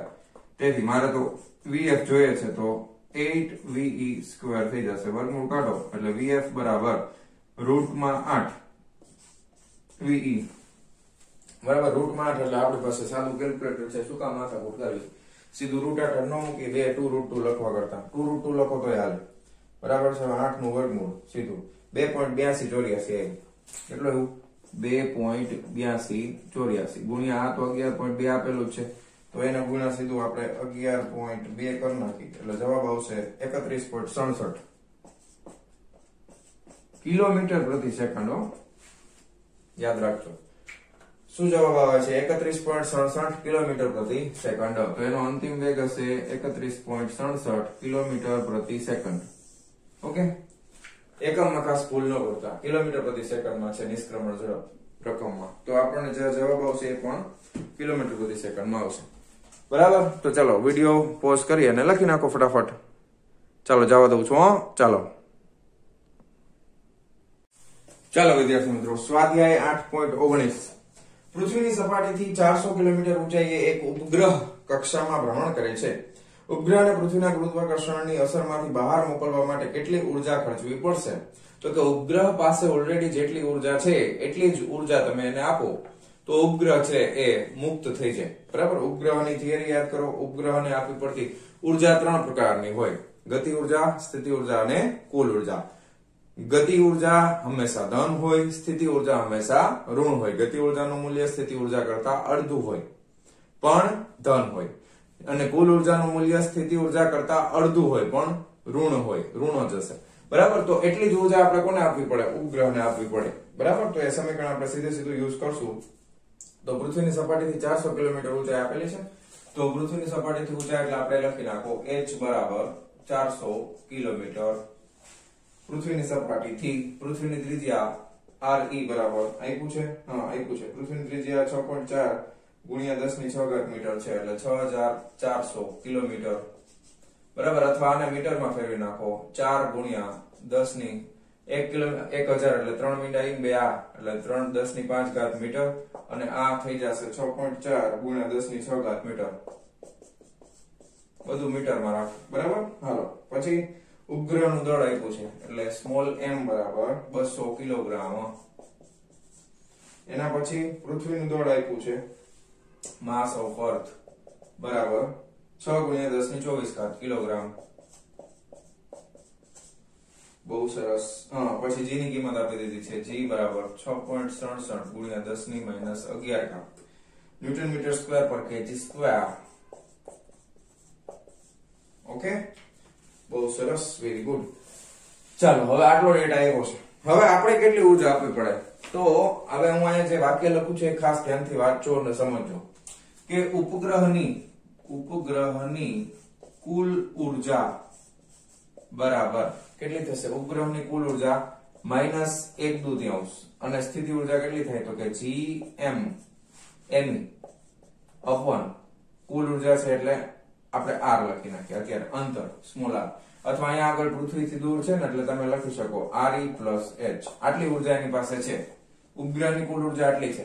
હવે તમારે એને મુક્ત કરવો છે તો એની પાસે જેટલી ઊર્જા હોય એટલી ઊર્જા આપી દેશો એટલે એ પૃથ્વીના ગુરુત્વાકર્ષણ ક્ષેત્રમાંથી મુક્ત થઈ જશે. તેથી ઉપગ્રહને આપવી પડતી ઊર્જા બરાબર આ માઈનસમાં છે. આપવી પડતી ઊર્જા કેવી હોય? ધન હોય. કારણ કે આ -5 હોય, તમે +5 આપો તો 0 થાય ને. ખ્યાલ આવ્યો તમને? તો gm અપોન 2 re + h. બસ પૂરું થઈ ગયું, વાર્તા પૂરી. કિંમત મૂકી દો. g ની કિંમત છે 6.67 ગુણ્યા 10⁻11 ગુણ્યા સ્મોલ m આપણી પાસે છે 200 કિલોગ્રામ ગુણ્યા me આપણી પાસે છે 6 ગુણ્યા 10⁻24 કિલોગ્રામ ના છેદમાં 2 ગુણ્યા re + h. ઓકે, હવે re + h બે નો સરવાળો કરી નાખીએ તો અહીંયા તમે લખી શકો re એટલે 6.4 પ્લસ આ 4 છે, અહીંયા 10 ની 5 ઘાત છે એટલે અહીંયા 0.4 ગુણ્યા 10 ની 6 ઘાત કરી નાખીએ આપણે. ખ્યાલ આવ્યો કે નો ખ્યાલ આવ્યો ભાઈ? તો અહીંયા આગળ 0.4 કારણ કે ઘાત સરખો હોય તો જ સરવાળો થાય ને મારા ભાઈ. ઓકે, હા. તો ગુણ્યા 10 ની 6 ઘાત. આવી નાની નાની ભૂલ કરશો તો માર્ક ઉડી જાય. આવી નાની નાની ભૂલ કરવાની નહીં. એટલે આ 0.4 આવશે. ક્લિયર? ચલો હવે કઈ બાકી રહ્યું ના. હવે ખાલી ગુણાકાર ભાગાકાર કરવાનો હોય. રેડી? હવે એ કરી નાખીએ ફટાફટ. તો કેલ્ક્યુલેટર કાઢો. ઉપરનો ગુણાકાર કરી નાખી. 6.67 ગુણ્યા 200 ગુણ્યા 6 બરાબર 18004. કેટલા આવ્યા? આ 8004 ગુણ્યા 10 ની ઘાત કેટલી થાય? 24 માંથી 10 જાય તો 14 માંથી 1 જાય તો 13. તો આ +13 આવશે. ઓકે, હા. હવે છેદમાં પેલા સરવાળો કરો. 6.4 વત્તા 0.4 બરાબર આટલા, એને ગુણ્યા 2 બરાબર આટલા, 13.6 ગુણ્યા 10 ની 6 ઘાત છે. 13.6 ગુણ્યા 10 ની 6 ઘાત બરાબર. હવે ભાગાકાર કરો. બરાબર 8004 8004 ભાગ્યા 13.6 બરાબર 588.52 આવ્યું. 588.52 ગુણ્યા 10 ની 6 ઘાત ઉપર જાય એટલે માઈનસ 6 6 12 ને 13 એટલે 10 ની 7 ઘાત આવશે. આમ નો હાલે એટલે 5.88 2 પોઈન્ટ આમ ખસેડા એટલે 10 ની 9 ઘાત આવશે. બરાબર છે. ઉર્જાનો એકમ થાય જૂલ. હવે 5.88 છે એટલે એપ્રોક્સિમેટ તમે 5.9 લખી શકો. ટેક્સ્ટ બુકમાં કદાચ આની જગ્યાએ 5.9 લખ્યું હોય પણ એનાથી કઈ ફેર પડતો નથી. આપણે જે આવે એ લખવું. બરાબર? પછી પોઈન્ટમાં બહુ ફેરફાર કરવો નહીં. તો વિડીયો પોઝ કરી અને ફટાફટ લખી નાખો. ચાલો જવા દઉં છું. હા, ચાલો વિદ્યાર્થી મિત્રો, સ્વાધ્યાય 8.20 નંબરનો પ્રશ્ન શું કહે છે? દરેકનું એક સોલર એટલે કે સૂર્ય જેટલું 2 ગુણ્યા 10 ની 30 ઘાત કિલોગ્રામ દળ ધરાવતા બે તારા એકબીજા તરફ સન્મુખ સંઘાત માટે જઈ રહ્યા છે. સન્મુખ હેડ ઓન, માથા સાથે માથું ભટકાવું. સન્મુખ સંઘાત એટલે બંનેના કેન્દ્ર એક જ રેખા ઉપર હોય એવી રીતે ભટકાય સામ સામે આવીને. જ્યારે તેઓ 10 ની 9 ઘાત કિલોમીટર અંતરે હોય છે ત્યારે તેમની ઝડપ અવગણ્ય છે. બરાબર? એટલે આટલા કિલોમીટર અંતરે એમની ઝડપ શૂન્ય છે એટલે ગતિ ઉર્જા શૂન્ય થઈ ગઈ. માત્ર એમની પાસે સ્થિતિ ઉર્જા હશે. તેઓ કેટલી ઝડપથી એકબીજાને અથડાશે? ભટકાય છે ત્યારે ઝડપ કેટલી છે? દરેક તારાની ત્રિજ્યા તમને આપી દીધી છે 10 ની 4 ઘાત કિલોમીટર છે અને સંઘાત થયા વિના તારાઓ વિકૃત થતા નથી એમ ધારો. કેપિટલ G નું જ્ઞાત મૂલ્ય લો એટલે G ની કિંમત આપણે લઈ લેવાની છે. તો પહેલા હું તમને પરિસ્થિતિ આકૃતિ દોરીને સમજાવું અને પછી આપણે આગળ વધીએ. દાખલા તરીકે પ્રારંભમાં એક તારો અહીંયા છે, એનું કેન્દ્ર છે આ, અને બીજો તારો છે એનાથી દૂર છે અહીંયા આગળ અને એનું કેન્દ્ર આ છે. હવે બંને તારાઓના દળ સરખા છે એટલે ધારો કે આ તારાનું દળ પણ એમ, આ તારાનું દળ પણ એમ. બંને તારાઓની ત્રિજ્યા પણ સરખી છે. ધારો કે આ તારાની ત્રિજ્યા કેપિટલ R છે અને આ તારાની ત્રિજ્યા પણ કેપિટલ R છે. બંને તારાઓ વચ્ચેનું અંતર 10 ની 9 ઘાત કિલોમીટર આપેલું છે રકમમાં. બરાબર? પ્રારંભમાં. હવે પ્રારંભમાં બંનેના વેગ શૂન્ય છે એટલે આનો વેગ 0 અને આનો પ્રારંભિક વેગ vi બરાબર પણ 0. તો અત્યારે એમની પાસે કઈ ઉર્જા છે? માત્ર ને માત્ર સ્થિતિ ઉર્જા. હવે એ સ્થિતિ ઉર્જાનું રૂપાંતર હવે ધીમે ધીમે કેમાં થશે? ગતિ ઉર્જામાં. એટલે બે એકબીજા તરફ આવવાનું શરૂ કરે. બે એકબીજા તરફ આવવાનું શરૂ કરે અને અહીંયા એકબીજા સાથે ભટકાય ત્યારની પરિસ્થિતિ કઈક આવી હશે. જો બરાબર? હવે વિકૃત નથી થતા એટલે અહીંયાથી આ ત્રિજ્યા પણ r હોય, અહીંયાથી આ ત્રિજ્યા પણ r હોય એટલે આ બે વચ્ચેનું અંતર હવે કેટલું થાય? તો કે 2r થાય. હવે ભટકાય છે ત્યારે એની પાસે કઈક બેયનો વેગ સમાન હશે. સમાન કેમ? કારણ કે બેયનું દળ સરખું, બેયની ત્રિજ્યા પણ સરખી, બે વચ્ચેનું અંતર છે એટલે બે એક સરખા સમયે વચ્ચે આવે એટલે બે એક સરખી સ્પીડથી જ, એક સરખા વેગથી જ એકબીજા સાથે ભટકાતા હોય એવું આપણે અનુમાન કરી શકીએ, વિચારી પણ શકીએ. બરાબર? હવે આ કેસની અંદર બે વિકૃત નથી થતા એટલે બેયનું કેન્દ્ર છે એની ત્રિજ્યા બદલાતી નથી એટલે આ જગ્યાએ એની પાસે સ્થિતિ ઉર્જા પણ છે અને ગતિ ઉર્જા પણ છે. ખ્યાલ આવી ગયો? તો બસ ઉર્જા સંરક્ષણના નિયમનો ઉપયોગ કરી અને આપણે હમણાં જવાબ લઈ આવશું. બરાબર? તો જે ડેટા આપેલો છે આપણે લખતા જઈએ. સૌથી પહેલા આપણને આપ્યું છે કે દરેકનું સોલાર દળ એટલે દરેકનું દળ એટલે આપણે લખી નાખીએ કે ભાઈ તારાનું દળ m બરાબર 2 ગુણ્યા 10 ની 30 ઘાત કિલોગ્રામ. Okay, kilogram ready. પછી તેઓ 10 ની 9 ઘાત કિલોમીટર અંતરે હોય છે. હવે બે વચ્ચેનું અંતર તો પ્રારંભિક અંતર r લખી નાખીએ. પ્રારંભિક અંતર સ્મોલ r બરાબર 10⁹ કિલોમીટર છે એમાં નો હાલે, કેમાં લખવું પડે 10 કિલોમીટર માંથી મીટરમાં, કારણ કે કેપિટલ જી ની કિંમત આપણે મૂકવી પડશે ને, એટલે 1000 એટલે આમાં 3 ઉમેરી દો, 10, 11 અને 12 મીટર. ઓકે. હા, પછી લખો પ્રારંભિક અંતર આટલું, પછી લખો અંતિમ અંતર. તો અંતિમ અંતર કેટલું થઈ જશે? તો કે અંતિમ અંતર થઈ જશે 2r. બરાબર છે. અંતિમ અંતર કેટલું થઈ જવાનું છે? અંતિમ અંતર એ થઈ જવાનું છે 2r. તો 2 ગુણ્યા 1 ની ત્રિજ્યા કેટલી છે? તો કે ભાઈ એક તારાની ત્રિજ્યા કેટલી છે? 10⁴ કિલોમીટર છે ને, એટલે 10⁴ કિલોમીટરમાં આવશે. તો એને પણ આપણે કેમાં ફેરવી નાખશું? મીટરમાં. એટલે 1 કિલોમીટર 1000 એટલે 3 દુ 6 ને 1 7. તો 2 ગુણ્યા 10⁷ મીટર થશે. આ અંતિમ અંતર, આ પ્રારંભિક અંતર, તારાનું દળ આપી દીધું છે. રેડી? ઓકે. પછી લખી નાખો ભાઈ પ્રારંભિક વેગ. પ્રારંભિક વેગ vi બરાબર 0 અને અંતિમ વેગ આપણે ગોતવાનો છે ભાઈ. અંતિમ વેગ v final બરાબર ક્વેશ્ચન માર્ક. ક્લિયર છે? ચાલો હવે બહુ સિમ્પલ છે. શું કરવાના છે આપણે? તો કે હાઉ સિમ્પલ, તો કે ઊર્જા સંરક્ષણ ના નિયમ પરથી પ્રારંભિક ઉર્જા અને અંતિમ ઉર્જા કેવી થાય? સરખી. તો કે પ્રારંભિક ઉર્જા એટલે energy initial is equal two energy final.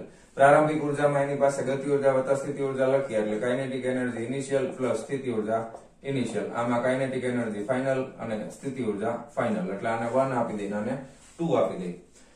તો પ્રારંભમાં એની પાસે ગતિ ઉર્જા કેવી છે? 0, કારણ કે વેગ કેવો છે? બે ધારનો 0. તો માત્ર એની પાસે સ્થિતિ ઉર્જા હશે તો સ્થિતિ ઉર્જાનું સમીકરણ લખો -g.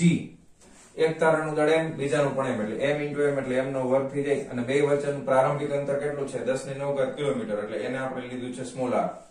બરાબર. અંતિમમાં એની પાસે સ્થિતિ ઉર્જા અને ગતિ ઉર્જા બે છે. તો ગતિ ઉર્જા બે તારાની ગતિ ઉર્જા હશે ને, એટલે 2 ગુણ્યા આપણે શું કરવું પડે? 1/2. એક તારાનું દળ m અને એનો અંતિમ વેગ છે vf એનો વર્ગ. ખબર પડી? આ કુલ ગતિ ઉર્જા થઈ ગઈ. અને સ્થિતિ ઉર્જા તો માઈનસમાં જ આવશે. g બે તારાનું દળ m², બે વચ્ચેનું અંતર, અંતિમ અંતર કેટલું છે? તો કે 2r છે. રેડી? હવે અહીંયાથી તમે 2 કેન્સલ કરી શકો. પછી એક દળ m છે એ સામસામેથી એક દળ ઉડાડી દો એટલે આ રીતે મળશે. આપણે શું જોઈએ છે? તો કે આપણે તો ફાઇનલ વેગ જોઈએ છે. તો vf નો વર્ગ છે એને કરતા બનાવો. આ માઈનસ છે એ સામે જશે એટલે પ્લસ થઈ જશે. તો આ gm ના છેદમાં 2r, આ માઈનસ નું માઈનસ રહેશે એટલે gm ના છેદમાં સ્મોલ r. ખ્યાલ આવી ગયો? ઓકે. તેથી vf નો વર્ગ બરાબર gm કોમન કાઢી લો એટલે આ 1/2r -1/r. ખાસ ધ્યાન આપો. અહીંયા આગળ કિંમત મૂકી દઈ 6.67 ગુણ્યા 10⁻11 ગુણ્યા એક તારાનું દળ 2 ગુણ્યા 10⁻30 કિલોગ્રામ, 2 ગુણ્યા 10⁻30 કિલોગ્રામ. આ 1/2. 2r ની કિંમત આપણી પાસે ઓલરેડી છે મીટરમાં, 2 ગુણ્યા 10⁻7. આ માઈનસ, આ પણ મીટરમાં લેવાનું છે, ધ્યાન આપજો. અંતિમ વેગ મીટરમાં જ લેવાનો, 10⁻12. બરાબર. હવે એક કામ કરો, અહીં 10⁻7 છે એ કોમન કાઢ લે આપણે, એટલે મજા આવશે વધારે. બરાબર. એટલે 6.67 ગુણ્યા 2 ગુણ્યા 10⁻30 માંથી 11 જાય, 30 માંથી 10 જાય તો 20 માંથી 1 જાય તો 19. અને અહીંયા છેદમાંથી આપણે શું કોમન કાઢ લીધું છે? 10⁻7 કોમન કાઢ લીધી છે, એટલે વધે શું? 1/2 માઈનસ 1/7 ને 5 12, એટલે અહીંયા 10⁻5 વધે.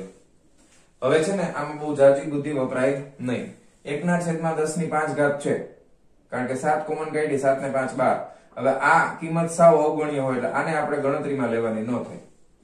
ખ્યાલ આવ્યો તમને? આને આપણે ગણતરીમાં, કારણ કે આ ખૂબ જ અવગણ્ય છે, તમારે લખવું હોય તો લખી શકો. 1/10⁻5 છે એ 1/2 ની સરખામણીમાં ખૂબ અવગણ્ય હોવાથી અવગણી નાખો. વાર્તા પૂરી. એટલે ખાલી 1/2 વધશે. આ બગડો કેન્સલ થઈ ગયો. બરાબર. આને ઉપર જવા દો એટલે 7 નીકળી ગયા, એટલે કેટલી વધી? 10⁻12 વધી. તો આ 6.67 ગુણ્યા 10⁻12 છે. તો આ થઈ ગયું vf નો વર્ગ. હવે આપણે તો ખાલી vf જોઈએ છે, તો vf બરાબર વર્ગમૂળ ની અંદર 6.67 ગુણ્યા 10⁻12 નું વર્ગમૂળ એટલે ભાગ્યા 2 કરવાના, તો 10⁶ આવશે. રેડી? એકમ આવશે મીટર પ્રતિ સેકન્ડ. તો 6.67 નું વર્ગમૂળ કાઢો તો 6.67 નું વર્ગમૂળ 2.58 આવે છે. કેટલા આવે છે? 2.58 આવે છે. તો 2.58 ગુણ્યા 10⁶ મીટર પ્રતિ સેકન્ડ, અથવા નિયર અબાઉટ તમે લખવું હોય તો 2.6 લખી શકો, 10⁶ મીટર પ્રતિ સેકન્ડ. કારણ કે ટેક્સ્ટ બુકમાં તમને એપ્રોક્સ 2.6 આન્સર આપેલો હોય. તો આ રીતે ગણતરી કરવાની છે. ઓકે. તો વિડીયો પોઝ કરી અને લખી નાખો. ચાલો જવા દઉં છું. ચાલો વિદ્યાર્થી મિત્રો, સ્વાધ્યાય 8.21 નંબરનો પ્રશ્ન શું કહે છે? એક સમક્ષિતિજ કોષ્ટક પર દરેકનું 100 કિલોગ્રામ દળ અને 0.1 મીટર ત્રિજ્યા હોય તેવા બે ભારે ગોળાઓને એકબીજાથી 1 મીટર અંતરે મૂકેલા છે. ગોળાઓના કેન્દ્રોને જોડતી રેખાના મધ્ય બિંદુએ ગુરુત્વ બળ અને ગુરુત્વ સ્થિતિમાન કેટલા હશે? તે બિંદુએ મૂકેલો કોઈ પદાર્થ સંતુલનમાં છે? જો એમ હોય તો સંતુલન સ્થિર છે કે અસ્થિર? આવો પ્રશ્ન પૂછ્યો છે. તો પહેલા આપણે આકૃતિની મદદથી એને સમજવું પડશે, પછી આપણે આગળ વધશું. બરાબર? ચાલો, બે ગોળાઓ છે. એક ગોળો અહીંયા છે ધારો કે, અને આ એનું કેન્દ્ર છે, અને આ સમક્ષિતિજ કોષ્ટક ઉપર મૂકેલા છે. એટલે ટૂંકમાં સમક્ષિતિજ સપાટી સમજો ને તમે, એના ઉપર આ બે મૂકેલા છે. રેડી? ઓકે. હવે દાખલા તરીકે આપણે નામ આપી દઈએ. આને આપણે એ નામ આપી દઈએ, આને આપણે બી નામ આપી દઈએ. આ બે વચ્ચેનું અંતર છે, એનું મધ્ય બિંદુ છે, એને આપણે ઓ નામ આપી દઈએ. ક્લિયર? ચાલો હવે જે ડેટા આપ્યો છે બધું લખતા જઈએ. 100 કિલોગ્રામ દળ અને 0.1 મીટર ત્રિજ્યા હોય. હવે બેયનું દળ 100 કિલોગ્રામ છે. આનું દળ m બરાબર 100 કિલોગ્રામ, આનું દળ m બરાબર 100 કિલોગ્રામ, અને બેયની ત્રિજ્યા આપણને આપી છે. ત્રિજ્યા કેટલી આપી છે? 0.1 મીટર. ઓકે, તો અહીંયા આગળ તમે લખી શકો r બરાબર 0.1 મીટર.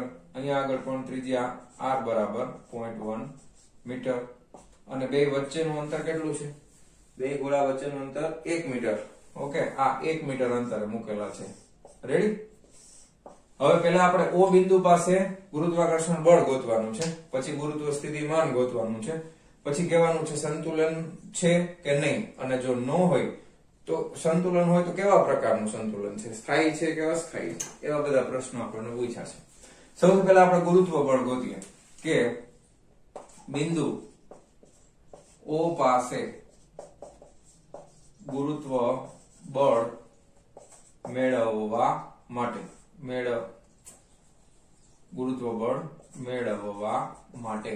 હવે O બિંદુ પાસે તમારે ગુરુત્વ બળ જોઈએ છે. O બિંદુ પાસે હવે O બિંદુ પાસે ગુરુત્વાકર્ષણ બળ મેળવવા માટે શું કરવું પડે? તો આપણે એક સિમ્પલ વસ્તુ કરી લઈએ કે ધારો કે O બિંદુ પાસે છે ને m દળ છે, સ્મોલ m દળ, એવું આપણે ધારી લઈએ. અહીંયા આગળ આને કેપિટલ M કહી દઈએ, અને આપણે શું નામ આપી દઈએ? કેપિટલ M આપી દઈએ. બરાબર? અને O બિંદુ પાસે સ્મોલ m દળ છે એવું ધારી લઈએ. બરાબર? અને O બિંદુ પાસે છે સ્મોલ m દળ. હવે અહીંયા આ બે વચ્ચેનું અંતર કેટલું થાય? OA અને OB. તો આવું પણ લખી નાખીએ કે ભાઈ આકૃતિ પરથી OA બરાબર OB બરાબર 1/2 બરાબર 0.5 મીટર થાય. રેડી? ઓકે, ચાલો. હવે બિંદુ O પાસે ગુરુત્વ બળ, બિંદુ O પાસે આને m1 કહી દે અને m2 કહી દે, ભલે સરખા હોય. m1 ના લીધે ગુરુત્વ બળ, બરાબર? હવે m1 ના લીધે જે ગુરુત્વ બળ છે, બે વચ્ચે આકર્ષણ થશે, એટલે આને ભાઈ m1 ના લીધે ગુરુત્વ બળ છે આ તરફ ખેંચશે ને, તો એને આપણે f1 નામ આપી દઈએ. આ m2 ના લીધે છે એ આ તરફ ખેંચશે, એને આપણે f2 નામ આપી દઈએ. તો f1 બરાબર કેટલું થશે ગુરુત્વ બળ? f બરાબર gm1m2 r². તો અહીંયા લખી gm1m2 એટલે m1m r² એટલે 0.5 નો વર્ગ. બરાબર છે? કઈ તરફ છે? તો કે OA દિશામાં છે. બરાબર છે? તથા f2 બરાબર, ઓકે, અથવા તો તમારે હજી લખવું હોય તો લખી નાખો. બિંદુ O પાસે m2 ના લીધે ગુરુત્વ બળ f2 બરાબર g m1m, એમાં એટલું જ થશે m1m upon 0.5 નો સ્ક્વેર. હવે આની દિશા કઈ છે? OB દિશામાં. બરાબર? તો હવે શું લખાય? સિમ્પલ. બંને બળો સમાન મૂલ્યના અને વિરુદ્ધ દિશામાં હોવાથી બિંદુ O પાસે કુલ ગુરુત્વ બળ 0 છે. તો પેલા પ્રશ્નનો જવાબ મળી ગયો. સમાન મૂલ્યના વિરુદ્ધ દિશાના છે, એક આ બાજુ ડાબી બાજુ, એક જમણી બાજુ, બેયના મૂલ્ય કેવા? સમાન. તો પરિણામી બળ કેવું થાય? 0। તો પહેલા પ્રશ્નનો ગુરુત્વ બળનો જવાબ મળી ગયો। હવે બીજા પ્રશ્નના જવાબમાં આપણે ગુરુત્વ સ્થિતિમાન ગોતવાનું છે। આ પહેલો ભાગ હતો। તો હવે ગુરુત્વ સ્થિતિમાનનું સમીકરણ, ગુરુત્વ સ્થિતિમાન, હવે ગુરુત્વ સ્થિતિમાન છે એ કેવી રાશિ છે? તો કે અદિશ રાશિ છે, બરાબર, અદિશ રાશિ છે એટલે જેટલું આવે એ બધાનો સરવાળો કરવાનો। તો બિંદુ O પાસે ગુરુત્વ સ્થિતિમાન પેલા લખો m1 ના લીધે, m1 ના લીધે એને આપણે v1 નામ આપી દઈએ, ગુરુત્વ સ્થિતિમાન। ગુરુત્વ સ્થિતિમાન ની સંજ્ઞા ટેક્સ્ટ બુક માં u લખી છે એટલે આપણે u1 લખીએ। તો ગુરુત્વ સ્થિતિમાન આ m1 ના લીધે કેટલું થાય? kq kq by r, બરાબર। તો સોરી gm by r શું થશે? gm by r। ગુરુત્વ સ્થિતિમાન એટલે એકમ દળ ના લીધે હોય એટલે બીજો જે m છે એના બરાબર 1 લઈ લેવું પડે। બાકી આપણી પાસે કયું દળ છે? તો કે m1 છે। હવે m1 અને m2 બંનેના મૂલ્ય સરખા છે। અહીંયા જો મેં ઓલરેડી m1 લખી રાખ્યું છે, પરંતુ તમારે અહીંયા પહેલા m2 લખો ને પછી લખો કે m1 બરાબર m2 બરાબર m છે। ઓકે, નાના બરાબર આપણે m લખી નાખી, બસ હાલો, કોઈ માથાકૂટ જ નહીં। રેડી? તો m1 બરાબર m2 બરાબર m, અહીંયા m2 લખો પછી ઇક્વલ ટુ કરીને હજી શું કરશો કે m1 બરાબર m2 બરાબર m, અહીંયા લખો m2 બરાબર m, અહીંયા લખો m1 બરાબર m। રેડી? થઈ ગયા સરખા? હા, હવે અહીંયા ધ્યાન આપો, -gm1 એટલે હું ડાયરેક્ટ એમ લખું છું હવે, -gm/r, r એટલે o થી a સુધીનું અંતર, તો એ કેટલું છે? 0.5। ઓકે, ગુરુત્વ સ્થિતિમાનનો એકમ શું થાય? જૂલ પ્રતિ કિલોગ્રામ, બરાબર। અને m2 ના લીધે u2 બરાબર -gm2 એટલે m જ છે ના છેદમાં 0.5 જૂલ પર કેજી। તેથી કુલ સ્થિતિમાન u બરાબર u1 u2, સાદો સરવાળો કેમ કર્યો? ઉપર શું લખ્યું છે? કેવી રાશિ છે? અદિશ રાશિ છે જેની કોઈ દિશા હોય નહીં એટલે -gm by 0.5 gm by 0.5 એટલે -2gm by 0.5 0.5 એટલે 1/2 એટલે 2 દુ 4 થઈ જશે એટલે -4 g એટલે 6.67 ગુણ્યા 10 ની -11 ઘાત અને દળ કેપિટલ M બરાબર 100 કિલોગ્રામ છે તો આ 100 કરી નાખી, બરાબર। 6.67 ગુણ્યા 4 કરવાના છે ખાલી, બરાબર, કરી નાખીએ ચાલો। 6.67 ગુણ્યા 4 બરાબર 26.68 આવે છે, 26.68 આવે છે, 26.68 પણ માઈનસ માં છે ગુણ્યા 10 ની આ -11 ને 2 ગયા એટલે -9 ઘાત થઈ અને -2.66 છે એટલે એપ્રોક્સિમેટલી 7 લખી નાખીએ, ચાલશે, બરાબર। -2.7 ગુણ્યા 10 ની -8 ઘાત થશે। ઓકે, અને એકમ થશે જૂલ પર કિલોગ્રામ, જૂલ પર કિલોગ્રામ। તો આ કુલ ગુરુત્વ સ્થિતિમાન છે એ માઈનસ છે, ખ્યાલ આવ્યો? એટલે બીજા પ્રશ્નનો જવાબ મળી ગયો। હજી તમને પૂછ્યું છે એ પ્રશ્ન ખાસ સમજજો, તે બિંદુએ મૂકેલો કોઈ પદાર્થ સંતુલનમાં છે। હવે અત્યારે તમે જો આ બંને બળના મૂલ્ય સરખા સમાન મૂલ્યના છે અને વિરુદ્ધ દિશામાં છે, તો અહીંયા તમે લખી શકો કે દળ m સંતુલનમાં છે, બરાબર। કારણ કે તમે સામસામેથી 5-5 ન્યૂટન થી ખેંચતા હોય તો એ દળ છે પોતાની જગ્યાએથી ખસે નહીં। તો અત્યારે દળ m છે સંતુલનમાં છે, પહેલા પ્રશ્નના જવાબમાં લખવાનું। આ પરિસ્થિતિની અંદર ગુરુત્વ સ્થિતિમાન માઈનસ મળે છે, બરાબર। તો હવે સંતુલન સ્થિર છે કે અસ્થિર? હવે તમે અસ્થિર ને સ્થિર નો મતલબ શું થાય ખબર છે? તમે અહીંયા કોઈ m દળનો પદાર્થ મૂકો, એને પોતાની જગ્યાએથી ખસેડો, કાં તો જમણી બાજુ ખસેડો કાં તો ડાબી બાજુ ખસેડો, પછી શું એ પોતાની જગ્યાએ પાછો આવશે? પ્રશ્ન એમ છે, તમે આને જમણી બાજુ અથવા ડાબી બાજુ ખસેડો તો એ ખસેડ્યા પછી શું એ પોતાની જગ્યાએ પાછો આવશે? હા કે ના? ધ્યાન આપો, તમને સમજાવું વ્યવસ્થિત। આ m દળને તમે ડાબી બાજુ ખસેડો એટલે આ F1 બળ જે છે એનું મૂલ્ય વધી જશે, કારણ કે બે વચ્ચેનું અંતર ઘટી જશે, અને અહીંયા આગળ જો F2 બળ છે એમાં અંતર વધી જશે તો બળ છે એનું મૂલ્ય ઘટી જશે। એટલે આને તમે જો આ બાજુ ખસેડો તો આ સટ્ટ દેરાનો આની અંદર ભટકાઈ જાય, અને જો આ બાજુ ખસેડો તો ફટ દઈને આની અંદર ભટકાઈ જશે। ઓકે, તો પોતાના સ્થાનથી દળ m ને O થી ડાબી અથવા જમણી તરફ ખસેડતા તે પોતાની મૂળભૂત જગ્યાએ પરત ફરતો નથી, તેથી તે અસ્થાયી સંતુલનમાં છે. સ્થાયી સંતુલનમાં નથી. કેવા સંતુલનમાં છે? અસ્થાયી સંતુલનમાં. સ્થાયી સંતુલન કોને કહેવાય? સિમ્પલ ઉદાહરણ જો આ રીતના છે. હવે અહીંયા તમે કોઈ એક દડો મૂકેલો હોય આવી રીતે. હવે આને તમારે આની જગ્યા બદલાવો, ઉપર લઈ જવામાં, તો પછી મૂકી દેશો એટલે પાછો આમ કરતો પાછો આવી જાય. ધારો કે આમ લઈ જાઓ તો ફરી પાછો આવતો રહેશે. તો આ જે છે ને આ સ્થાયી સંતુલનનું ઉદાહરણ થઈ ગયું. આવું પહેલી વાર જોયું ને આપણે સંતુલન. એમાં પાછું સ્થાયી ને અસ્થાયી. સ્થાયી સંતુલન એટલે તમે એને બળથી ખસેડો તો પાછો પોતાની જગ્યાએ આવતો રહે તો એને સ્થાયી સંતુલન કહેવાય. પોતાની જગ્યાએ પાછો ન આવે તો એને અસ્થાયી સંતુલન કહેવાય. કેવું કહેવાય? અસ્થાયી સંતુલન. તો અહીંયા આગળ આ સ્થાયી સંતુલનનું એક બેસ્ટ ઉદાહરણ છે. આ રીતની ગોળીય સપાટી હોય એમાં તમે કોઈ એક પદાર્થ દડો મૂકી દેશો અને એને તમે ગબડાવશો ઉપર નીચે તો એ પાછો પોતાની જગ્યાએ આવતો રહેશે. તો એ કેવું કહેવાય? સ્થાયી સંતુલન કહેવાય. પણ અહીંયા તમે આની જગ્યાએથી ખસેડશો તો પોતાની જગ્યાએ પાછો ફરતો નથી. તો કેવું સંતુલન થઈ જશે? અસ્થાયી સંતુલન થઈ જશે. તો ફટાફટ વિડીયો પોઝ કરી અને છાપી મારો. ચલો આ ટેકવી દેજો સાઈડમાં. બરાબર? 12માં બહુ કામમાં આવશે. JEE નીટમાં બહુ કામનું છે. ઓકે ચાલો જવા દો. 1 2 3 4 જવા દો. તો મારા વહાલા વિદ્યાર્થી મિત્રો, આજનો આ લેક્ચર ખૂબ લાંબો થઈ ગયો છે અને અહીં આપણે પૂરો કરીએ છીએ. મળીએ છીએ નેક્સ્ટ વિડિયો લેક્ચરમાં આ ચેપ્ટરના MCQ ની સાથે. બરાબર? ત્યાં સુધી આવજો.